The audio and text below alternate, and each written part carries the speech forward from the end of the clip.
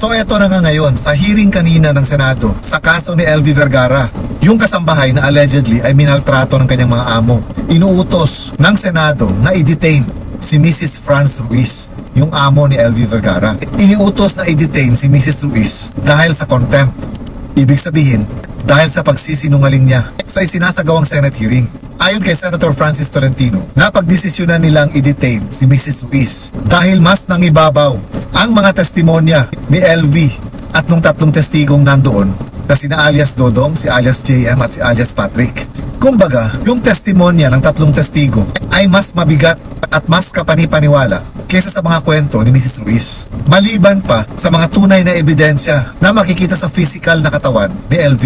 Yung mga tama niya, yung mga sugat niya, yung pagkabulag niya, at yung pagkatanggal ng mga ngipin niya. Na kahit ano pang salaysay ang gawin ni Mrs. Ruiz, hindi maitatanggi na may pang-aabuso at pangmamaltratong nangyari kay LV. Kung tutuusin naman talaga natin, mas kapanipaniwala yung testimonya ng tatlong testigo. Dahil kung iisipin natin, parang napaka-imposible na magkaroon sila ng sabuatan para idiin si Mrs. Ruiz na siyang may gawa ng lahat ng pananakit kay LV.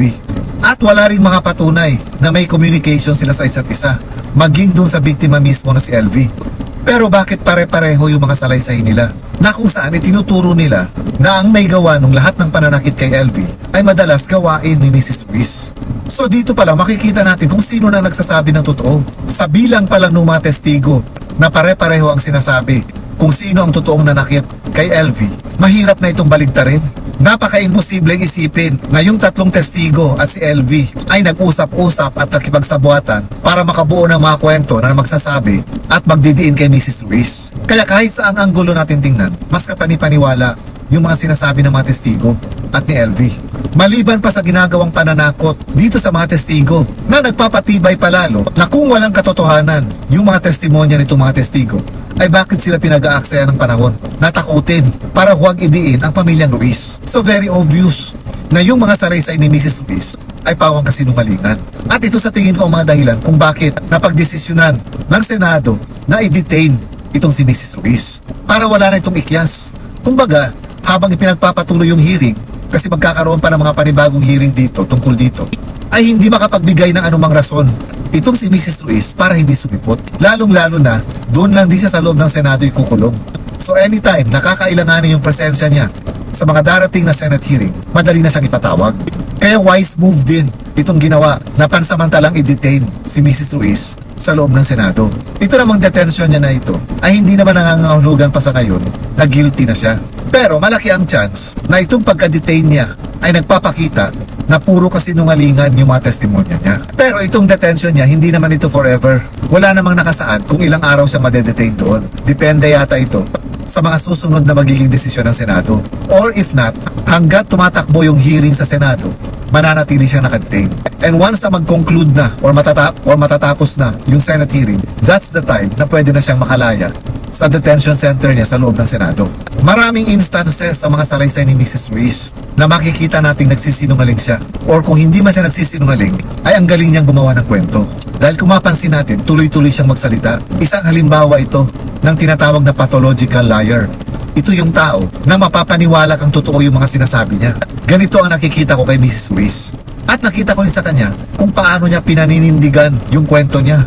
Muntik pa siyang hindi pumayag na mag-polygraph test na gagawin ng NBI Polygraph Division sa kanya. Noong una pala, nung tinanggihan niya na sumailalim siya sa lie detector test, nakakaduda na dahil tama nga naman yung sinabi ni Senator Tulfo na kung wala kang tinatago at alam mo sa loob mo na totoo lahat yung mga kwento mo, kahit pa ilang beses ka ipa-lie detector test, hindi ka matatakot. Pero hindi ganito yung nangyari kay Mrs. Ruiz. At kahit na sumagot lang kung payag ba siyang sumailalim sa lie detector test, kinukonsulta pa niya ito sa kanyang mga abogado. When in fact, pwede naman siya lang magdesisyon yun, ora-orada. Agad-agad pwede niyang pagdesisyonan ito. Katulad ng mga ginawa ng mga testigo, nung tinanong sila kung payag ba silang sumailalim sa lie detector test, walang kaabog-abog na sinagot ng dalawang testigo na payag sila.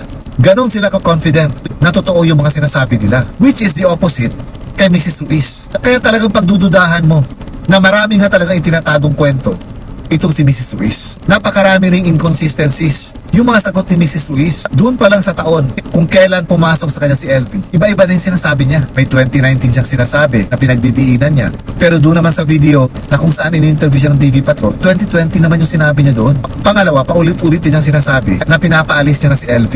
Pero nagmamakaawa daw si LV na huwag siyang paalisin. Pero kung iisipin natin, kung ikaw yung amo, at sabi nga niya, pakiramdam niya, may konting tama sa pag-iisip si LV. So kung ikaw yung amo, pananatilihin mo pa rin ba siya sa pamamahay mo?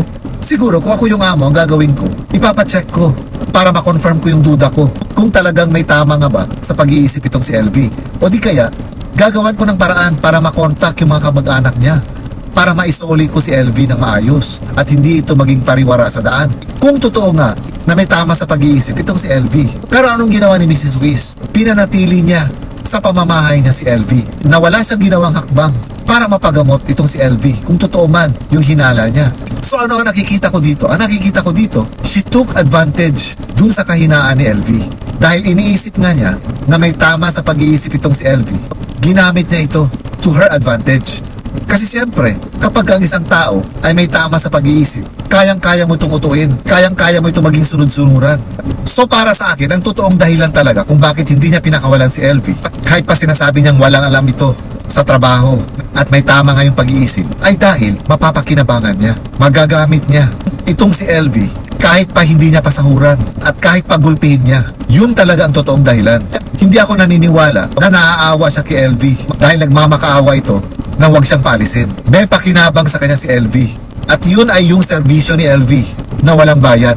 Tama rin yung sinabi ni Senator Francis Tolentino na yung ginawa nila kay LV, magmula sa Mamburao hanggang dalhin siya sa Batangas, na kung saan doon sa titira, sa tirahan ng kanilang anak, ay matatawag ng continuing crime. Kumbaga, yung pagmamaltratong ginawa nila sa Mamburao ay dumire-diretso hanggang sa Batangas, kahit wala na sa poder nila at nasa poder na ng anak niya, si LV. Dahil kung ang intensyon talaga nila, kaya nila dinala si LV sa Batangas, ay para ipagamot ito, ay dapat diniretso nila ito sa pagamutan at hindi pinatira dun sa anak niya na halos isang buwan din yata according to LV, na hindi man lang siya pinagamot.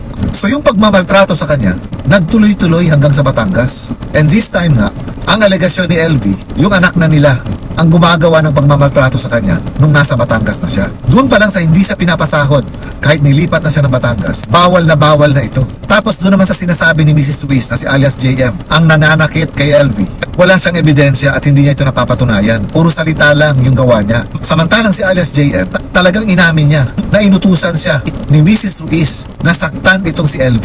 Pero ang sabi ni alias JM, hindi niya ito ginawa. Medyo nagkaroon lang kasi ng konting kalituhan dun sa salaysay ni alias Dodong. Dahil sa salaysay ni alias Dodong, sinasabi niya na habang ginugulpi si LV ni Mrs. Ruiz, nandoon si alias JM at si alias Patrick. So pwede kasi ang iniisip ko dito, ang minimin dito ni alias Dodong, nakikita ng dalawang testigo na ginugulpi ni Mrs. Franz Ruiz itong si LV. Pero wala silang magawa dahil nasa takot din nila kay Mrs. Ruiz.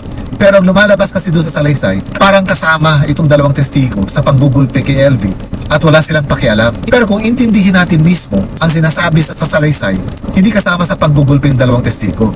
In fact, nung tinanong ni Senator Tulfo si alias Dodong kanina sa Senate hearing, kung kasama nga ba at nakita niya na nakikigulpi rin itong dalawang testigo kay LV, ang sagot ni alias Dodong ay hindi. So yung pag-transcribe siguro o yung paggawa ng sinumpaang salaysay ni alias Dodong, medyo may kalituhan at may mali. Siguro nga din dahil tama nga rin si Senator Tulfo na nung ginawa nila yung mga salaysay nila ay wala silang kasamang legal counsel or abogado na mag-guide sa kanila kung paano nila sasabihin. Lalong-lalo na si alias Dodong na alam natin at napansin natin na hindi ganun kagaling magsalita ng Tagalog. Ikumpara natin sa pamilyang Ruiz na may 4 silang mga abogado na umaalalay sa kanila. Pero believe lang talaga ako kay Mrs. Franz Ruiz dahil yung mga sagot niya tuloy-tuloy, parang walang mga moments na nagpo-pause siya or nag-iisip siya ng kanyang mga sasabihin. Napakagaling niyang gumawa ng kwento, tuloy-tuloy yung mga ready-made niyang mga kwento. Pero ganun pa man, sabi nga nila, ang isda nahuhuli pa rin sa bibig. So kahit tuloy-tuloy yung mga pagsisiwalat ng mga pangyayari ni Mrs. Ruiz, marami pa rin inconsistencies na nakikita na makapagpapatunay na hindi totoo yung mga sinasabi niya. So marami pa tayong aabangan sa susunod na hearing. Kasama na dito yung polygraph test na gagawin sa dalawang testigo na si alias JM at alias Patrick. Ganon din sa mag-asawang Ruiz at dun sa barangay captain. Abangan natin kung anong magiging resulta nito. Ngayon, yung asawa ni Mrs. Ruiz, hindi kasama sa i-detain dahil ayon kay Senator Francis Tolentino, si Mrs. Franz Ruiz, base sa mga sagot niya, ang nakitaan nila na talagang nagsisinungaling sa kanila. Pero habang tuloy pa rin itong Senate hearing, na wala pang schedule kung kailan, most probably next week daw, sabi ni Senator Tolentino, tuloy pa rin yung preliminary investigation sa isinampang mga reklamo laban dito sa pamilyang Ruiz. Ang kinaganda lang din itong Senate hearing, lahat ng mga nangyari at mga pinagsasabi during the Senate hearings ay on record lahat. So magagamit ito kapag ka nagkaroon na ng kaso. Itong kaso ni LV Vergara, although hindi magagamit bilang ebidensya yung magiging resulta ng polygraph test, pero maisasama ito sa report ng Senate hearing na kung saan pwedeng gamitin at pwedeng ma-question ang kredibilidad kung sino man ang nagsisinungaling sa kanila. And this is all for now mga kaibigan. Tama yung naging move ng Senado na i-detain si Mrs. Ruiz para lagi siyang present sa mga susunod na Senate hearings. Kumbaga, wala siyang kawala. Wala siyang maibibigay na rason kung bakit hindi siya sisipot sa mga susunod na Senate hearings. So abangers na lang muna tayo at siguradong marami pang mabubulgar sa mga susunod na hearings. And hopefully kasama na rito na mahuli na rin ng CIDG kung sino ang pasimuno nung pananakot kay Alas Dodong. Have a peaceful Tuesday everyone. Ingat po kayo lagi and God bless.